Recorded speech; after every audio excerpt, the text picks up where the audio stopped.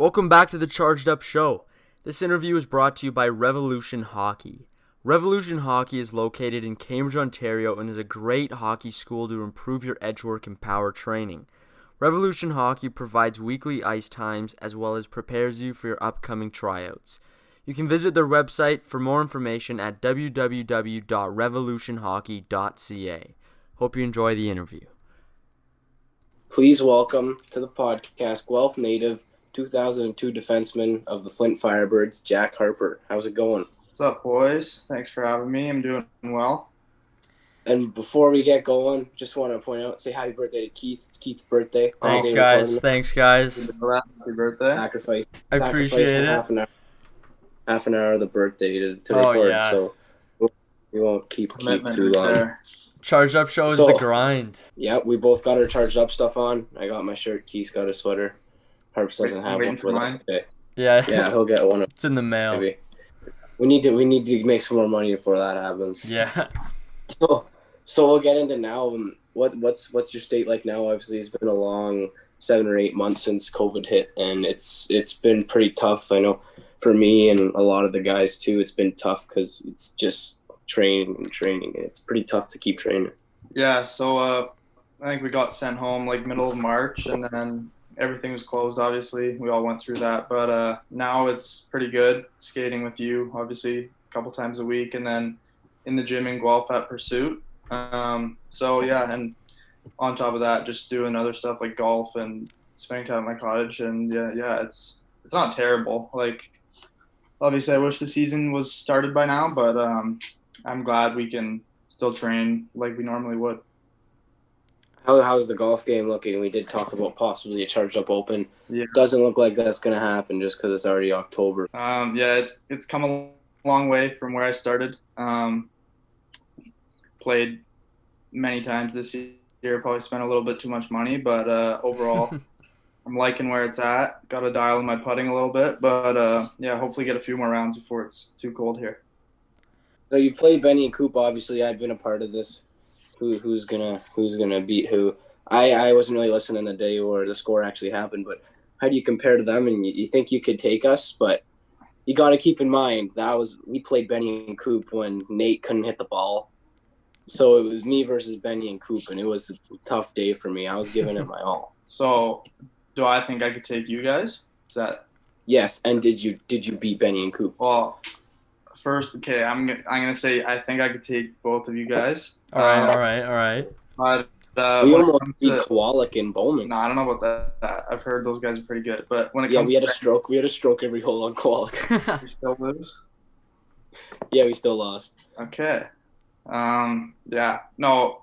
Me and Logan Morrison played Benny and Coop, and I was supposed to be good that day, and I wasn't. Couple 3 putts, actually like 3 putts, majority of the holes. So. Yeah, we're not 3. Huh? We're not 3-putting holes. No. I was though that day, so I'm allowed to make one excuse for why we lost, and that's it right there. And Benny was pretty good. I'll give him that. Yeah, okay, he's killer. So whatever the Charged Up is, we'll have high expectations, Keith. We'll take them on. And Yeah, okay. I'm in. We'll go. Also, I need a good partner for that too. Like, well, gee, if Morrison ever comes on, he can be your partner. Yeah. But I'll talk to him. I don't know. Give me a hard time about coming on, so. Yeah. We'll see how good your video does too, and that might influence him. Yeah, we'll call him out. But call him out mid-episode. Yeah. Keith, you wanna get into the hockey a little bit, Keith? Yeah, I was just I was reading through our questions saying like Flint's moving to Canada or moving to a Canadian city this year. What do you know about that? Obviously playing for them. Yeah, so I think nothing's obviously been confirmed. There's been rumors like through word of mouth or on the internet, Twitter and stuff that might happen. Because obviously with the border still being closed, there's we got to figure something out. Yeah. As how we're gonna play games. So I'm sure the league's thought of that, and I'm sure they're weighing their options. But yeah, as of now, nothing's really confirmed. At least as far as I know. So, yeah, I think that's just speculation, but we'll see what really happens. Yeah, that'd be a tough situation. Yeah, I don't know how they would do that if Yeah, you were to actually go back to Flint. there would be a lot of things that need to be worked out for sure. Um, so yeah, we'll see. But So jumping in back, we'll go do what we do with everyone. Going to minor hockey, and what was your experience like? Obviously, by the end of it, you were a stronger player, and you're playing junior right away. But was that always the case for you? Were you always playing AAA? And everyone's different. Some kids are I don't want to say kids, but some people we've had on have been the star their whole life, and some haven't been the star their whole life, and they end up in the same spot. yeah, so I was pretty lucky in minor hockey. I played for Guelph since Tyke A is the first year of rep really, and then I played on that same team all the way through till minor midget. So yeah, I was with like a good core group of guys. There was like 4 or 5 of us that played however many years that is together, but I'm pretty sure not many people can say that they played with the same guys for like 10 years or so or whatever it is. But yeah, I was in Guelph AAA pretty much my whole life until junior. And we also had we have a few guests on the show that went to Victus, and you're another one. Now, did that help your game style? And like, that was a day-to-day basis. Did you see a lot of progression during your time there? Yeah, so I think honestly, if I did not go to Victus, I wouldn't be where I am today.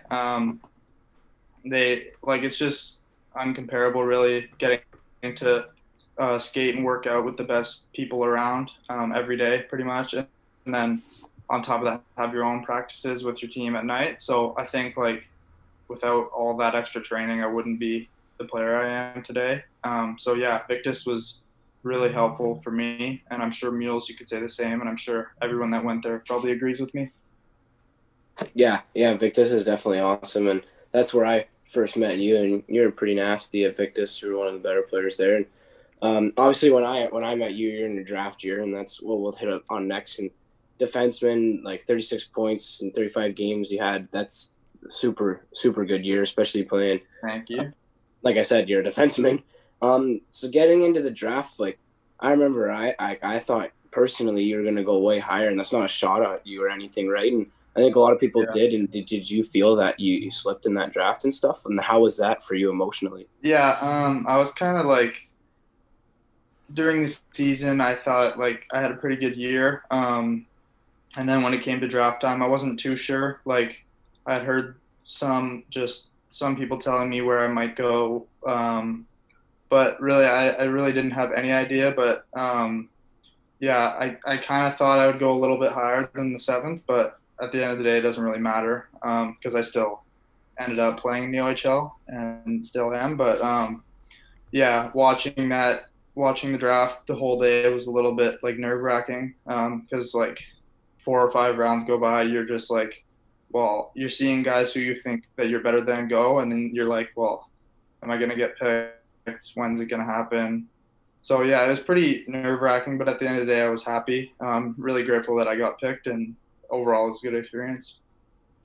Yeah, the drafts always seem like a out of this world kind of thing. Like it's nerve wracking, amazing, like all the emotions at the same time. Yeah, it's definitely an emotional roller coaster, you could say. Like, there's so many stories of guys that thought they would be drafted and weren't, whether it's OHL, NHL, whatever. But yeah, I'm sure this year for NHL draft is my draft year. I wasn't really expecting to be drafted, so I can't really relate to that. But I know guys that were, and they had to sit through that, so I'm sure that was tough for them. Kind of probably the same feelings that people feel during the OHL draft. Yeah, for So sure. the whole process for some people is never easy, but yeah, for the OHL draft, I was just grateful. And then on that same note, and were you always OHL, especially when you found out you got drafted later, and that's kind of like you're not going to play the first year. There's a very low chance a seventh rounder, even a fourth or fifth rounder, right? It's tough for them to play. It's really only the top 2 rounds they're playing for sure. Yeah, So NCAA a pass for you? yeah, I played my first year junior in the OJ with Burlington, and then kind of halfway through that year, I started talking to Flint a little bit because they had a few injuries, so they needed some players. So they reached out to me seeing where I was with regards to OHL versus NCAA, and at that point I wasn't really sure. My coach in Burlington played NCAA himself, so he was kind of pushing me to go that route. But yeah, I didn't really know. And then I think it was like halfway through the summer, I kind of decided that I wanted to pursue the OHL route, which I'm grateful I did, and I'm happy I did that. But obviously, I think whichever way you choose, there's pros and cons, and yeah, so it was a tough decision, but at the end of the day, I'm happy with it. It's definitely a decision that you can't look back on. Like once you make the decision, you gotta go with it, and you gotta be happy that you did it. And you touched on Burlington, and that was a great place for you to obviously be if you weren't sure you wanted to go to the OHL or NCAA. Mm-hmm. What led you going to Burlington? Obviously, there's Junior B here, there's the OJ, and I guess you're from Guelph, so Burlington's more. I don't know. I feel like it was already in your minor hockey loop and stuff. Yeah. So how'd you end up landing in Burlington? Yeah. I don't know. I think my agent wanted me to go to the OJ if it wasn't to be the OHL, and then Chad, actually, who runs our skates, for those who don't know, he was originally my coach there, and so I think at that time he was working for Guelph Minor Hockey as well. So I think my coach reached out to him. Maybe, I'm not too sure. My minor. Wait, Chad was your coach in minor hockey or OJ? He was, so up until like a few days. Or no, maybe it was even during camp, maybe a few days after my first camp in Burlington.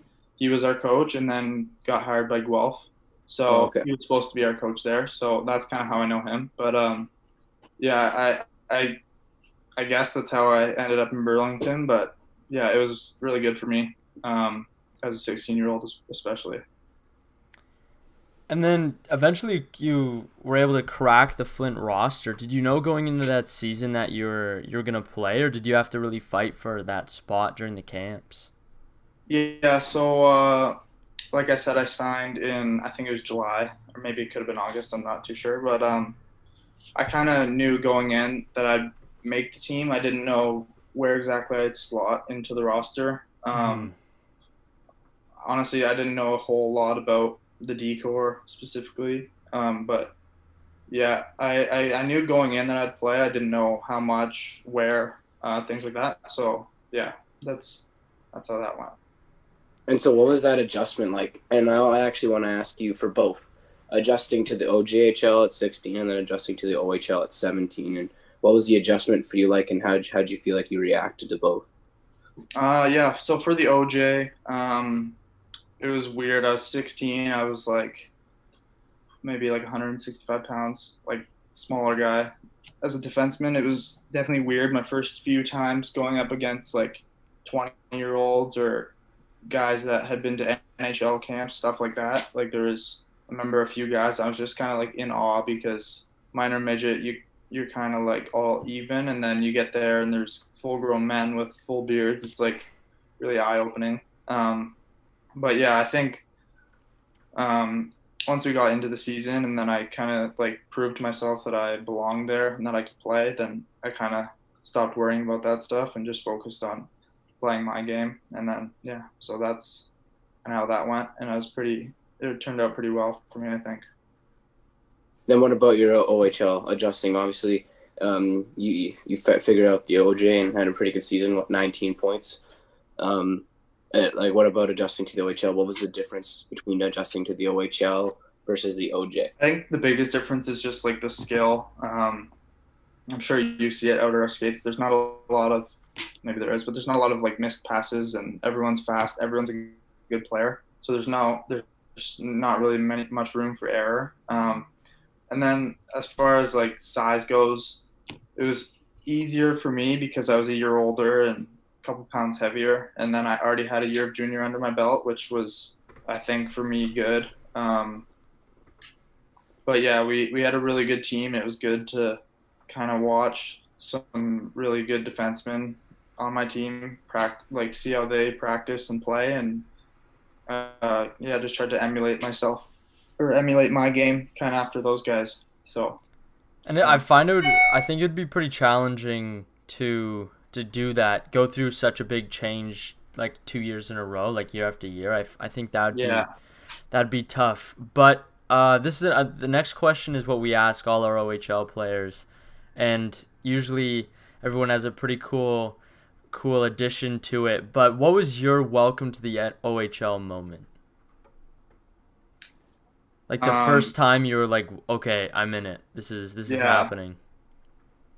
I don't know. I think I looking back, like my first exhibition game was in Guelph actually, which is pretty cool. It was cool just to like look up and like see like a packed building where I grew up watching games. So that was pretty cool.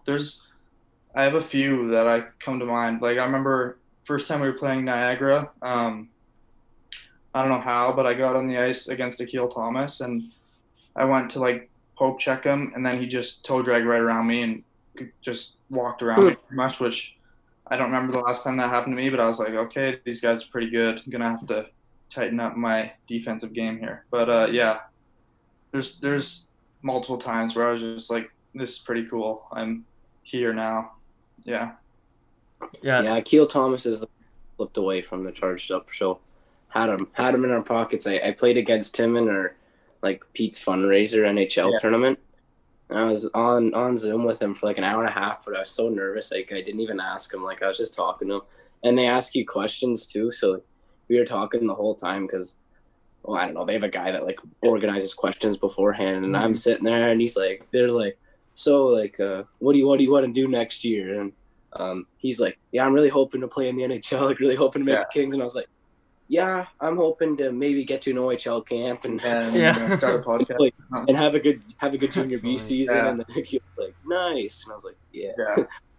So, but yeah, he's unreal. He's a super good guy too. You should try and get him on. Reach out to him. Well, I texted the guy after. I was too scared at the time, but I texted the guy. I would have been the same. I was like, yeah, and that was like right at the start where I first like got introduced to like Peterborough. Like that was right at the start where I first got like invited and stuff. Yeah. So it was like a couple weeks, but it was pretty scary. Well, I have his PS4, so I'd have to message him on PS4. It's a little party invite. the way I could get a hold of him. That's funny. So talking about good players, obviously you play with Ty Delandre. I think that's how you say it. Delandre, yeah. Yes, and obviously he's a big pro. He was in the bubble, correct? Right? He didn't play, but he's with the I don't know if he played. I think he got one exhibition game in, but yeah. So how good was he as a forward? Obviously, that's a pretty common name that most people know. And how good was he? Like you got to see him every day. Yeah, he's definitely a special player. First round NHL pick. I think he was assistant captain of Team Canada at the World Juniors. He's legit, obviously. You don't get those accolades unless you're a good player. So, and on top of that, has probably every right to be cocky, but he's probably one of the most humble guys that I played with. So that just makes him all around better person, which, yeah, he's a good guy. Did you have any stories playing with him or like I can't remember any practice stories like that. I just remember the first time I met him, we all go in Flint to this gym called Genesis, and I was in the hot tub there, and then I think he came back from Dallas camp like maybe like a month into the season or something like that, or maybe not that much, but I remember that's where I first met him, in the hot tub at Genesis, which is pretty random place, but that was my first impression. Just living the life out there in Flint, just hot tub. Yeah. Talk also about Popovich. You were talking to me about him, so I made a stupid comment, and I was like, I don't really notice the difference between goalies. And then the Harp's like, you'll notice the difference. And I was like, okay, whatever. Then I noticed the difference when we're on with Dawsey. He would be a cool guy to get on too. Yeah. But you said like, which, you know what, I do think my point is very fair. Like you see, like obviously, like I played Junior C and Junior B, and we had an MVP goalie on our team, but like I don't notice there's no difference between him and some of the better Junior B goalies and stuff like that, right? So that was from me. But when you get to those elite goalies like Popovich, who's played 24 games and went to a Memorial Cup, like there's difference. So talk about him and talk about how you scored one goal on him all year. I think that's why like those guys are so successful. Like Dawes was just drafted, Poppy was OHL champion. They're just like, I don't know what it is. I'm sure all professional goalies have the same skill in the net. Like, there's just nowhere to shoot when you're looking at him, and Mm-hmm. moving laterally, you can't really beat him. At least me. I'm sure, obviously, some guys can, but I got to get lucky to get him moving. So yeah, I don't know. I literally think I've scored 1 goal on him all year in a shootout. So yeah, he's pretty good. That's still a story And to as tell, we're- though. Yeah. At least I got that under my belt. Scored 1 shootout move on him one time. That was like, who was it? Finelli. We had Ben Finelli on Yeah. earlier, I think like episode 11 or 10 or something. Mhm. And we talked about John Gibson, and he told me, and at Victus too, he told me the same thing, that he wouldn't let a goal in on him all practice sometimes when he was on Kitchener. Like, Yeah, and that's finale too. He's legit. And yeah, obviously Gibson was like a star. Yeah. Like he was like, well, he's a first rounder, I think, or something like that. But yeah, and he said they would go all practice without scoring on him, and it was ridiculous. Yeah. But so kind of not the last question, but wrapping it up, and something that I find pretty interesting. Obviously, I don't play in the OHL, but I find it interesting. We talked to Lennox about living in Saginaw. And obviously, you're the first person we ever had live in Flint. And when you think of Flint, you don't think of a nice city. You think of the water situation and what's the semi-pro movie with Will Ferrell. Yeah. That's what I think of the tropics. But how is that adjusting, and like, what's your living like? I know I asked you this in the dressing room. I found that pretty interesting. Yeah. So I think people like knowing that. Yeah. Obviously, it has like a bad reputation. That's really the first thing that comes to your mind when they think of Flint. All of those bad, like, negative thoughts, I guess. But majority of the players live in like a little town. I wouldn't call it little, but town outside Flint called Grand Blanc, which is like a pretty nice town. And we all have good, clean water. Yeah, it was definitely different at first moving to the States, but it's nothing like people think. It's only like 3 hours away, so obviously it's not that different. But yeah, I really enjoyed it. My billets were awesome. So yeah, it was pretty good for me personally. Was it And different? is there any strict rules you got and stuff? Like, obviously it's the States, and it's like Lennox said, like, you don't like really go out and hang out at night. You're not really out at all. You're kind of with your buddy's house because they didn't want you going out. Yeah, I don't think, maybe I'm wrong, but I don't think anyone ever told us like we couldn't go out. Obviously, like, there's stories of my billets telling us like previous years coaches and GMs have had to enforce like rules on where people can go, just because like there are certain parts of Flint that are dangerous, obviously. But we're like, me personally, I've never seen any of those parts, and I'm sure probably many of the guys on our team haven't. So, yeah, for the most part, if we're gonna hang out, we're probably gonna be at a restaurant or at someone's billet house. But I don't think there's many places where we're not allowed to go. So, yeah. So basically, you had the good experience. Yeah, for sure. Yeah, it was like I think like pulling into the rink. I think some teams might be like, this place is kind of sketchy, but we're like, that's just the area where the rink is. We're not really like located near there at all. Yeah. The rink itself is obviously really nice. I think probably has some of the best facilities in the OHL, if not the best. So yeah, overall it's good. It's pretty good. Now, last question of the interview, but what are you looking to do this season, and how are you going to make sure you reach those goals?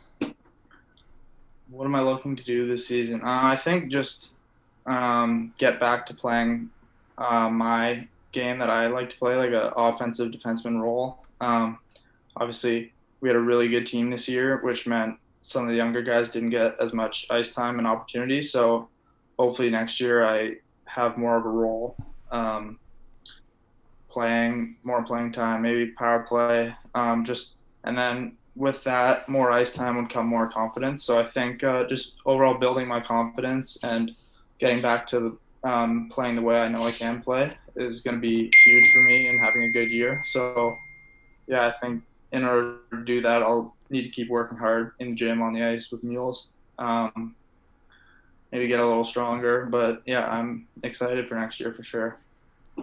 Yeah, no, we're all really excited to see even how it's gonna play out with Yeah, everything going on. But yeah. we definitely wish Next you the year. best of luck. Yeah, thank you very much. Yeah, you got the Charged Up show behind you now, and all our listeners. So thanks for coming on, and Boys?